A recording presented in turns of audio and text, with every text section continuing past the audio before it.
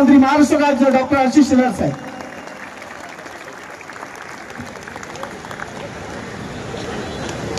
पहिली तर सूचना आहे, मी डॉक्टर नाही ऍडव्होकेट आहे.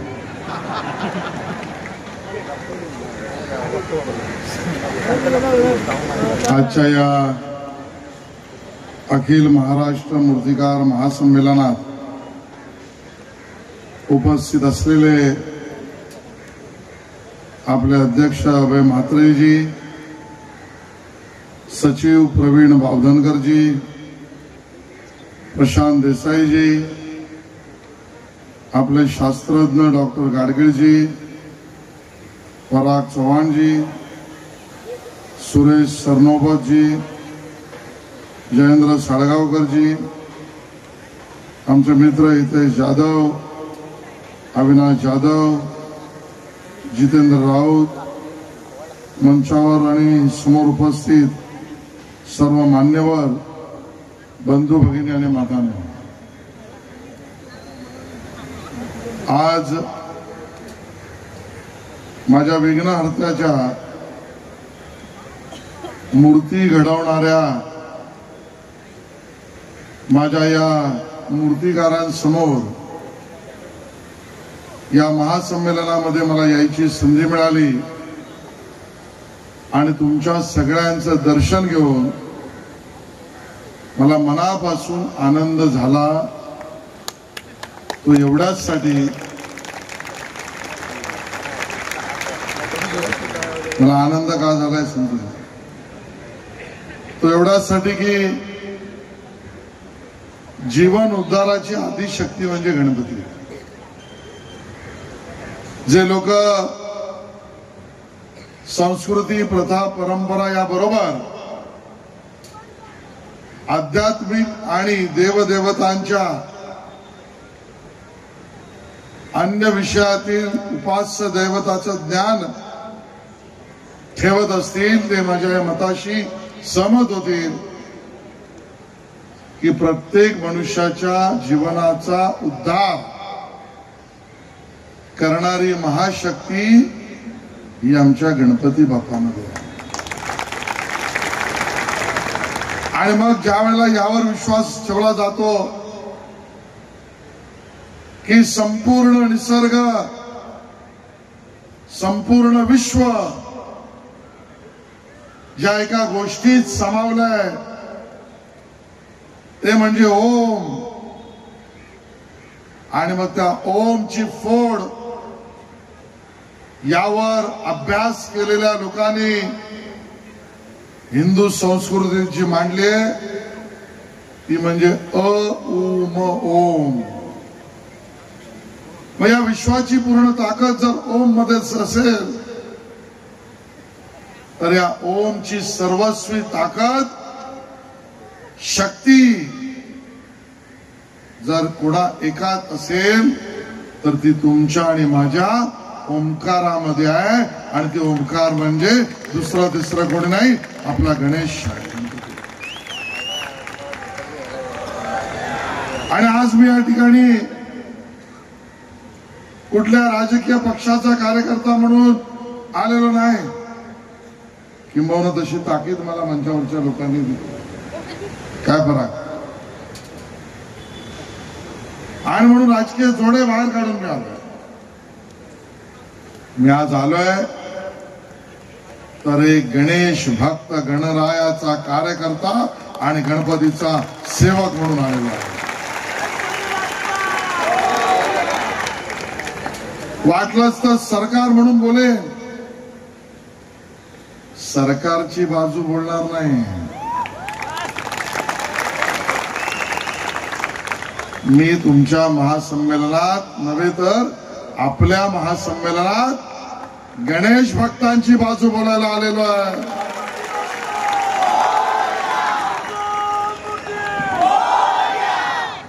आणि वकील असल्यामुळे मी काय बोलतो याचं मला भान आहे. आणि म्हणून या जीवन उद्धाराच्या आदिशक्तीचे,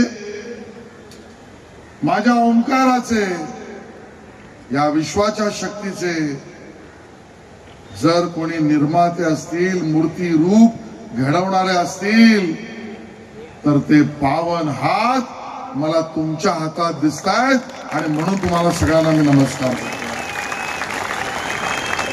तुमचे हात या माझ्या गणरायाची मूर्ती बनवतात. ज्या गणरायाच्या मूर्ती समोर केवळ 10 दिवस नाही, 10 दिवस तर आमचा उत्सव आहे, 11 दिवसाचा आमचा उत्सव आहे.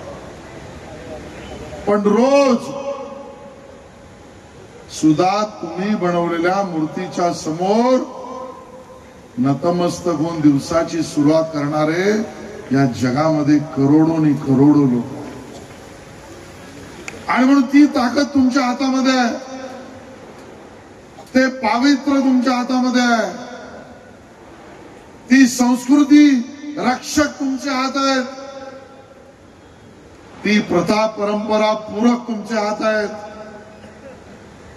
ती लोकांना माया आशीर्वाद देणारे तुमच्या हात आहेत. तळटीप म्हणतोय एवढा हाताबद्दल यापूर्वी कधीच मी बोललेलो नाही. काही लोकांना कळलं नाही आणि म्हणून तुमच्या हातावर मला अभिमान आहे. आज या सगळ्या महासंमेलनात तुम्ही वेगवेगळ्या विषयावर चर्चा केली असेल.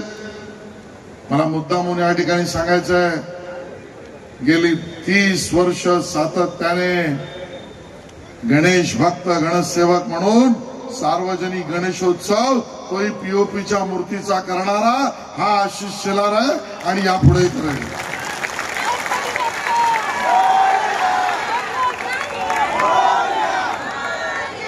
आणि यापुढेही करेल. कोणी महानगरपालिकेचा अधिकारी ऐकत असेल तर ऐकू द्या, कोणी पोलिसांचे लोक नोट करत असतील करू द्या, न्यायालयापर्यंत जरूर पोचवा. पण जी गेली 30 वर्ष प्रथा परंपरा आम्ही करतो आहोत, ती प्रथा परंपरा कुठे झुकू द्यायची नाही, ही भावना घेतलेला आशिष शेलार तुमच्या समोर आज गणेश भक्त. आणि म्हणून या सगळ्या लढ्यामध्ये खूप मोठी एक पार्श्वभूमी आहे. मी तर म्हणेन खूप मोठं षडयंत्र आहे. या षडयंत्राचा आणि कटाचा एक एक पापुद्रा मी या ठिकाणी उघडणार आहे. या ठिकाणी आमच्या महाराष्ट्र सरकारच्या कॅबिनेट मंत्री आदितीताई तटकरे आल्या आहेत. जोरदार टाळ्या वाजवून त्यांचं या ठिकाणी स्वागत करूया. या आदितीताई लाडकी बहिणीचा कार्यक्रम करतात. आदितीताई लाडके भाऊ तुमची वाट बघतात तिथे.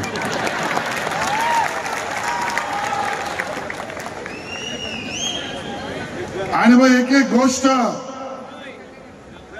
या ठिकाणी मला सांगायची आहे आणि ती यासाठी सांगायची आहे कारण हे सगळं जे मी सांगतोय किंवा सांगणार आहे ते मी महाराष्ट्राच्या मुख्यमंत्री देवेंद्र फडणवीसजींना सांगून त्यांची परवानगी घेऊनच तुमच्या समोर या ठिकाणी बोलायला आहे.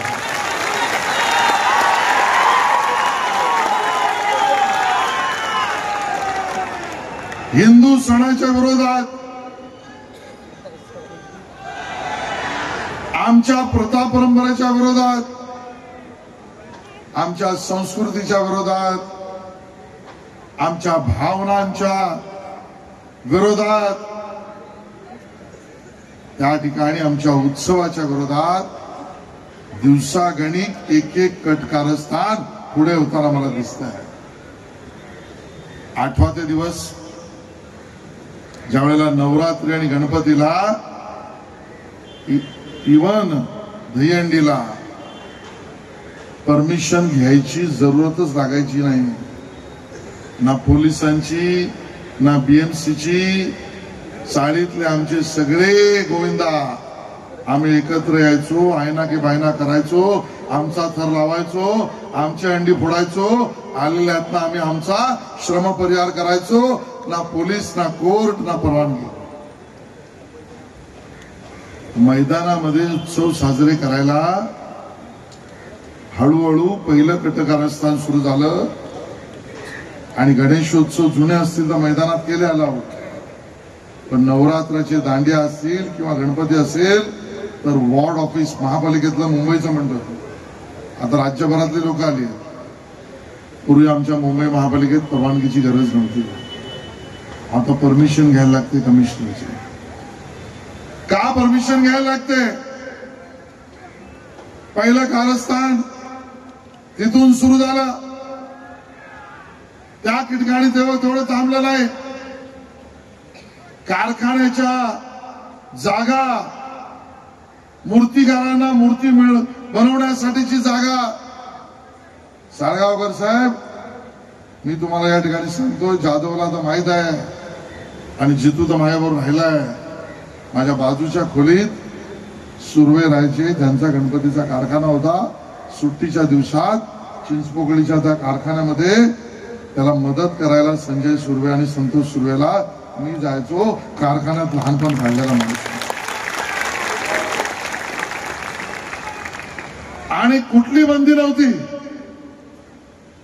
मग दुसरं आमच्यावर आक्रमण झालं, कारखान्यांसाठी जागाच मिळू नये. जागेच्या परमिशन मिळायच्या नाहीत, मिळत नाहीत. हा आमचा पराग का हा तुमचा पराग? इथे कार्यक्रम करतो त्याला विचारा परवानगी मिळायला किती कष्ट करायला लागतात. केवळ गणपतीच्या मूर्त्यांचं एक्झिबिशन, विक्री आणि ठेवण्यासाठी हे दुसरं आक्रमण झालं. मग तिसरं, जस्टिस अभय ओक, मी नाव घेऊन सांगतो इथे, या जस्टिस अभय ओक यांच्या समोर एक पिटिशन दाखल केलं आणि त्या पिटिशन करणाऱ्या ठाण्यातल्या बेडेकरवाल्याने, बेडेकर म्हणजे तू लोणचेवाला नाही, हा त्याच्यावर राग काढला. त्या बेडेकरने ऍप्लिकेशन केलं, सांगितलं हे गणेशोत्सववाले जे आहेत, नवरात्रोत्सववाले जे आहेत, हे गोविंदावाले आहेत, हे माझ्या रस्त्यामध्ये अडकाठी आणतात. अरे वेड्या, त्याला मी म्हटलं गणपती सार्वजनिक सुरू झाला 125 वर्षापूर्वी. अरे रस्ते अस्तित्वात नव्हते त्यावेळेला आमचा सार्वजनिक गणेशोत्सव हा साजरा केला जायचा. रस्ते कुठे अडतय? म्हणे गोविंदाने आणले, गणपतीने आणले, नवरात्रीने आणले. जस्टिस अभय ओक यांनी त्या दिवशी, त्या वर्षी तर 16-17 वर्ष आहे, असे आदेश दिले की कोणालाच महापालिका किंवा त्या ठिकाणच्या तुमच्या जिल्हा परिषदा असतील, नगरपालिका असतील आणि पोलीस यांनी सणासाठी परवानगी देऊच नाही. का बाबा? रस्ता अडतो म्हणून? का बाबा? कोणाला तरी अडचण होते म्हणून? अरे आमचा गणराया तर दुसऱ्याच्या आयुष्यातलं विघ्न संपवणारा आहे, तो दुसऱ्याच्या आयुष्यामध्ये अडचणी आणूच शकत नाही, आणूच शकत नाही. या ओक समोर कोर्टाची केस लढताना काही मंडळी होती, आज अभिषेक आला नाही पण इथे तुला माहिती आहे, सर्वबद्ध माहिती आहे, त्या जस्टिस अभय ओकने कंटेम्प्ट पिटिशन काढलं, पण आम्ही सरकार मागे हटलो नाही. या मुंबई उच्च न्यायालयाच्या इतिहासात पहिल्यांदा असं घडलं की सरकारने, खाजगी पक्षकाराने बाजू ठेवणं आणि हेतू आरोप करणं वेगळी गोष्ट आहे, पण महाराष्ट्र सरकारने न्यायालयावर एका अर्थाने हेतू आरोप केले आणि आम्ही कोर्टाला सांगितलं या न्यायपीठासमोर गणेशोत्सव साजरा करणाऱ्यांना न्याय मिळेल असं आम्हाला वाटत नाही. आमची केस इथून ट्रान्सफर करा. कुठल्याही वकिलाला विचारा, सरकारने न्यायाधीशासमोर न्यायपीठावर अविश्वास दाखवला तर तो जज, तो न्यायाधीश त्या केस मधून स्वतःला मोकळा करून घेतो, रेक्यूज करतो. पण या हिंदू सण विरोधी वातावरणाचे शिकार कोण कोण बनले? जस्टिस अभययोग, त्या दिवशी मी कोर्टात होतो. मी त्यांच्या आदेशावर टिप्पणी करत नाहीये, माहिती सांगतोय. ते म्हणाले मी ही केस सोडणार तर नाहीच, मी हिअरिंग पण थांबवणार नाहीच. हसत हसत म्हणाले या माझ्या समोरच सुनावणी करा, मीच निर्णय देईन. हा विरोध आणि भूमिका होती. सरकार म्हणून आम्ही चीफ जस्टिस समोर गेलो, मुख्य न्यायाधीशांसमोर गेलो. चेल्लूर मॅडम होत्या, त्या चेल्लूर मॅडमला विनंती केलं की हे न्यायाधीश आणि हे न्यायपीठ आम्ही गेल्या काही तारखांपासून बघतोय, पोलिसांना आणि महापालिकांना, जिल्हा परिषदेला, नगर परिषदेला, नगरपालिकेला गणेशोत्सवाच्या परवानग्या देऊच नका या पद्धतीची भूमिका मांडताय. आम्हाला इथे न्याय मिळणार नाही. मुख्य न्यायाधीशाने आमची बाजू ऐकली. न्यायाधीश बदलले, गणरायाचा आशीर्वाद झाला. पण पहिल्यांदा असं घडलं, मुंबई उच्च न्यायालयातल्या ओरिजिनल साइडच्या वकिलांनी महाराष्ट्राच्या मुख्यमंत्र्यांच्या विरोधात गणेश भक्तांची तुम्ही बाजू घेताय म्हणून, गणेश उत्सवाची बाजू घेताय म्हणून महाराष्ट्राच्या मुख्यमंत्री देवेंद्र फडणवीसच्या विरोधात ठराव केला. हे तुम्हाला कळलं पाहिजे.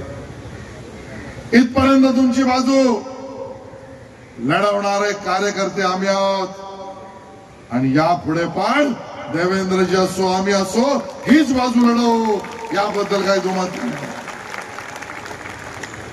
नशीब त्या गोविंदाच्या मॅटरमध्ये भूषण गवई साहेब आले, वकील जज, आणि तुषार मेहता आम्ही वकील आणले आणि ऑर्डर झाली.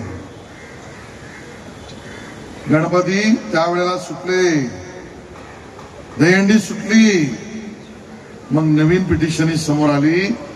त्या अगोदरचं चौथं आक्रमण होतं ते म्हणजे आमच्या महानगरपालिकेतल्या मुंबईच्या लोकांनी शाडू वाटायला सुरुवात केली. आम्ही शाडूच्या विरोधात पण नाही आहोत, ज्यांना शाडू वापरायचं त्यांनी शाडू वापरू. पण मुंबई महापालिकेने त्यावेळेला की ज्यामध्ये शाडू तुम्ही घ्या, माती तुम्ही घ्या, तुम्ही याने मूर्त्या बनवा, पीओपीच्या मूर्त्या नको, हे इनडायरेक्टली त्यावेळेला भूमिका घेतली. चौथा आक्रमण झालं. बरं, भूमिका घेतली तर घेतली. गाईडलाईन कोणाच्या? सीपीसीबी आणि मग MPCB, central pollution control board. बरं, कधी कधी मला कळत नाही या ऑथॉरिटीज ज्या आहेत, या ऑथॉरिटीत एक वाक्यता तरी आहे का? या सीपीसीबीच्या वर जर कोणाला अपील करायचं असेल तर अपील म्हणून जे नॅशनल ग्रीन ट्रायब्युनल एनजीटी आहे, त्या नॅशनल ग्रीन ट्रायब्युनलने आजपर्यंत तरी, गाडगिरी साहेब मी चुकत असेल तर करेक्ट करा, एनजीटीने आजपर्यंत तरी पीओपी विषारी आहे असं कधीच म्हटलेलं नाही. असं कधीच म्हटलेलं नाही. उलटा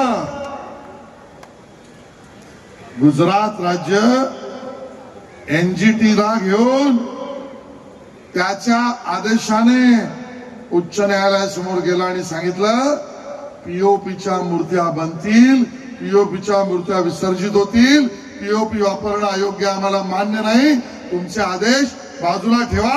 हे आदेश गुजरात सरकारने मिळवले. हे गुजरात सरकारने. महाराष्ट्रात अतिशहाणे निघाले, काही लोक अतिशहाणे निघाले. आज राजकीय मला बोलायचं नाही, मी म्हणून मी कोणाबद्दल बोलत नाही, बोलणार पण नाही. मग महापालिकेने शाडू वाटप केलं. मग हळूहळू कारखान्याला जागा देणं बंद केलं, मूर्तिकारांना जागा मिळणं बंद झालं. मूर्ती विकणारे त्यांना जागा देणं बंद केलं. रस्त्यावर बसू नको म्हणून कारवाई सुरू केली. एक एक एक एक एक एक आमच्या हिंदू सणांच्या विरोधामध्ये हे षडयंत्र पुढे होत गेलं. सीपीसीबीची गाईडलाईन म्हणजे काही बंधनकारक जगातलं सगळ्यात मोठं ज्ञान आहे असं समजून महाराष्ट्र सरकारमधल्या बसलेल्या अधिकाऱ्यांनी आणि एमपीसीबीने त्याला उचलून धरलं. मी मंत्री म्हणून त्या सर्व तत्कालीन अधिकाऱ्यांचा तुमच्या समोर मीडिया समोर जाहीर निषेध करतो, तीव्र निषेध करतो. याचं कारण पण आहे. त्याचं कारण हे कुठल्या अभ्यासाच्या आधारावर तुम्ही म्हटलं. बाप दाखवण्याचं श्राद्ध कर, पुरावा दे, वैज्ञानिक बाजू सांग, त्या विरोधात आमची बाजू ऐकून घे. या सगळ्या गोष्टीला कुठेही वाव न देता थेट निर्णय केला. मुंबईमध्ये, ठाण्यामध्ये, नाशिकमध्ये, नागपूरमध्ये, अन्य नगरपालिका महानगरपालिकामध्ये कारवाई सुरू केली. शाणी लोक कोर्टात गेली. 1.5 शाणे तर पोचलेच होते. हे 1.5 शाणे कोर्टात जाऊन एक एक ऑर्डर घेत बसले. त्या नागपूरच्या पीठाने तर सुमोटो म्हणजे स्वतःहून या विषयातली केस सुनावणी केली. आणि मग सांबरे साहेबांची ऑर्डर आहे, बरोबर आहे ना, की सार्वजनिक गणेशोत्सव पीओपीचे बंद. सार्वजनिकच म्हटलंय. माझा सवाल आहे या मीडियाच्या माध्यमातून राज्यातल्या अधिकाऱ्यांना, समजा वादापुरता धरू, कोर्टाची ऑर्डर आहे, बरोबर आहे असं मी म्हणत नाही, कोर्टाची ऑर्डर आहे तर ती घरगुती गणपतीच्या मूर्त्या बनवायला कुठे थांबत नाहीये. ती घरगुती गणपती पीओपीच्या मूर्त्या बनवू नका असं म्हणत नाही. मग तुम्ही कारखान्यावर कारवाई का करता? तुमची कारखान्यावरची कारवाई काय? आणि सार्वजनिकवर तुम्ही टाकलेली पीओपीची बंदी आम्हाला मान्यच नाही. ती कोर्टासमोर आम्ही जाऊन मांडणारच आहोत. ती कोर्टासमोर जाऊन मांडणार. आज त्याचा उपयोग घेऊन काही 1.5 शाणे मुंबई उच्च न्यायालयात गेले. या मुंबई खंडपीठासमोर गेले. मुख्य न्यायाधीशांनी तर या मागी गणेशोत्सवाच्या संदर्भात आदेश दिले, पण ते मागी पुरता होते. या सगळ्या कटकारस्थानाच्या भूमिकेच्या मागे मूलभूत प्रश्न जो आहे तो हा आहे.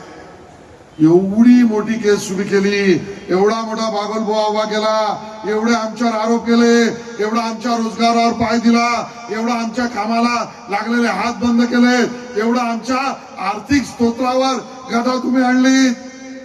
ते पीओपी योग्य की अयोग्य याचा अभ्यासच नाही केला, कोणीच केला नाही. किमान महाराष्ट्र सरकारच्या पोल्युशन कंट्रोल बोर्डाने तर केलाच नाही. आमच्या शास्त्रज्ञांनी अभ्यास केला. त्या गाडगिरी साहेबांसाठी टाळा वाजवा. आणि अन्य कोण दोन अजून प्रमोद मोगे आणि शुभांगीजी आणि मोहन डोंगरे या लोकांनी अभ्यास केला, पण यांचं कोणी ऐकायला तयार नाही. आणि म्हणून मी आज समोर तुमच्या 2 गोष्टी मांडतोय. आज मुख्य न्यायाधीशांनी मुंबई खंडपीठाच्या जे आदेश मागी गणेशोत्सव विसर्जनाच्या पुरता, बनवण्यापुरता, विक्री करण्यावर बंदी घालण्यापुरता जे दिलेत, त्याच्या विरोधात भूमिका महाराष्ट्र सरकार कोर्टात तुमच्या बाजूने मांडेल हे त्या ठिकाणी मी तुम्हाला सांगायला.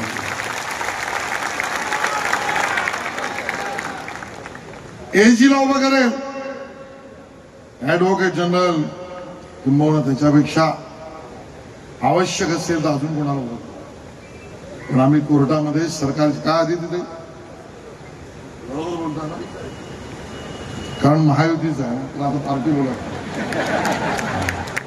पराग माझ्याकडे बघतो. सरकार कोर्टामध्ये 20 तारीखला याबद्दल पीओपीच्या म्हणजे विना अभ्यासाविना केलेल्या बंदीच्या विरोधातलीच भूमिका घेईल, तुमच्या बाजूची भूमिका.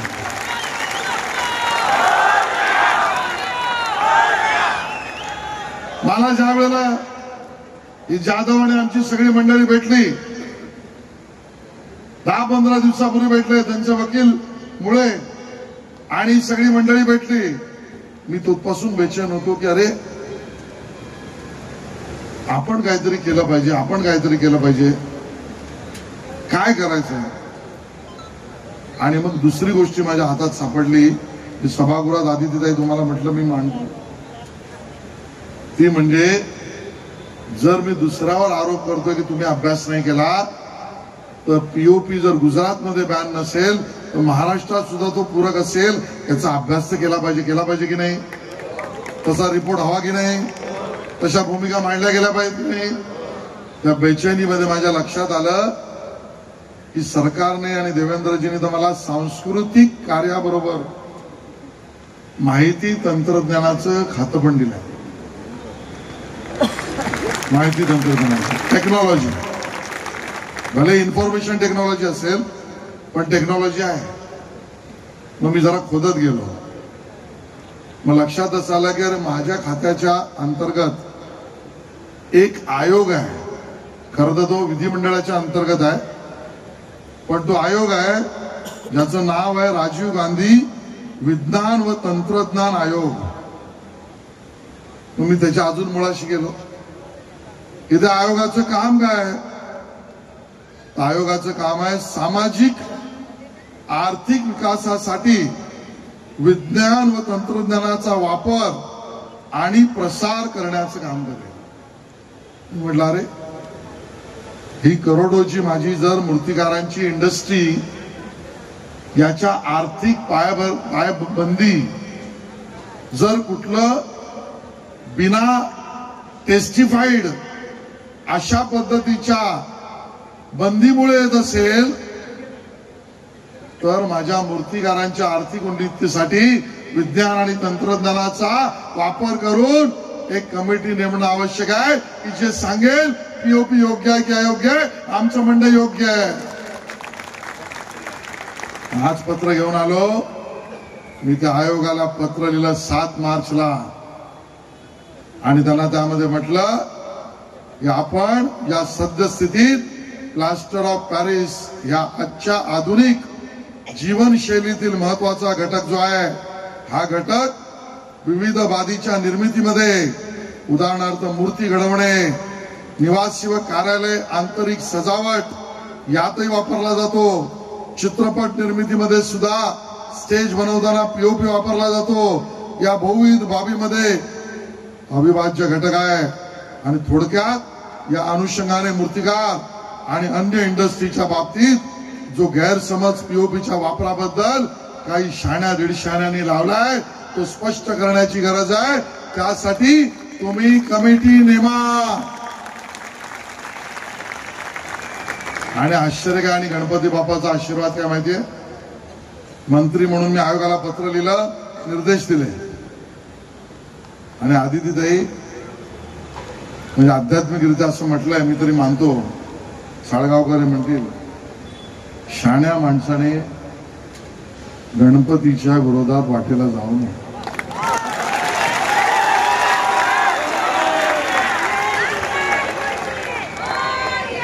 आणि मग गणरायाचाच आशीर्वाद.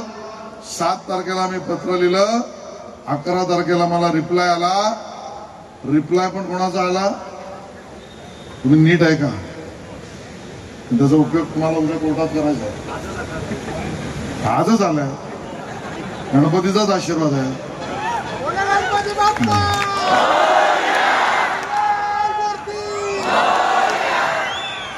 मी रिप्लाय वाचतो. आयोगाच्या वतीने उत्तर आलं, आपण माननीय श्री शिलार साहेब, आपण राजीव गांधी विज्ञान व तंत्रज्ञान आयोगास भेट दिली व आयोगाच्या कामाचे अवलोकन केले, या कार्यक्रमात रुची दाखवली, त्याबद्दल मी आपला आभारी आहे. आपले दिनांक 7 मार्च 2025 से प्लास्टर ऑफ पॅरिस पीओपीचा वापर व त्या अनुषंगाने उद्भवणारे पर्यावरण व उपजीविकेशी निगडित प्रश्न संबंधितचे पत्र मिळाले. या संबंधी एक सर्वंकष अभ्यास अहवाल तयार करण्याची एक तज्ञ समिती गठन करत आहोत.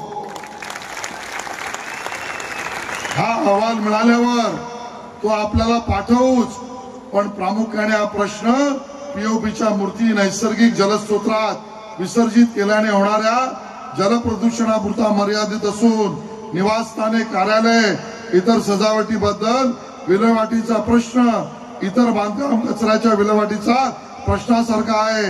याचा अर्थ या पत्रातच इनडायरेक्टली म्हटलंय की मूर्ती बनवणं आणि मूर्ती करणं हे अयोग्य नाही असं मी समजतो. असेल तर जलस्रोत हा विषय पुढचा आहे आणि तज्ञ समिती गठीत करून अहवाल देऊ. हे उत्तर कोणी लिहिलं माहितीये? या अधिकाऱ्यांना डोकं असेल तर हे नाव ऐकल्यानंतर हा रिपोर्ट येईपर्यंत कारवाई करण्याची हिंमत राज्य सरकारमधला किंवा महापालिकेतला कोणताच अधिकारी करणार नाही. हे उत्तर स्वतःच्या सहीने लिहिलंय त्या वैज्ञानिकाचं, त्या शास्त्रज्ञाचं नाव आहे डॉक्टर अनिल काकोडकर. जगात नामांकित असलेल्या अनिल काकोडकरांनी जर तज्ञ समिती नेमली आणि त्याचा अहवाल येत नाही तर डोंबलाची बंदी तुम्ही आणताय, कशाची बंदी तुम्ही आणताय? आणि म्हणून एक एक पावलं आपण पुढे टाकतो. न्यायालयीन टाळं सुद्धा उघडावं यासाठी सरकारची भूमिका. आणि आता हा आयोग आणि हे उत्तर आणि या मंत्र्यांनी लिहिलेलं पत्र ही तर सरकारचीच भूमिका आहे ना. मग सरकार बंदी कसं आहे? मला एवढंच बोलणं सोयीचं, कारण कोर्टातल्याबद्दल आता इथं बोलणं सोयीचं ठरणार. आणि म्हणून 20 तारखेला याबद्दलची केसची तारीख आहे. त्या केसमध्ये अंतिम निर्णय येईपर्यंत मी आज तुमच्या महासंमेलनानंतर मी आणि आदितीताई दोघं मिळून आम्ही मुख्यमंत्र्यांकडे जाऊ आणि या निकाल लागापर्यंत कुठल्याही मूर्तिकाराला आणि कारखान्यावर कारवाई करणार नाही हे आदेश तुम्ही काय सांगणार? हे आदेश सांगणार. आणि नंबर 2, मी स्वतः एमपीसीबीला आता पत्र लिहिणार आहे. आदिताई तुमचंही द्या, कारण भाऊ बहिणीचं एकत्र गेलं तर जरा जोर होतं.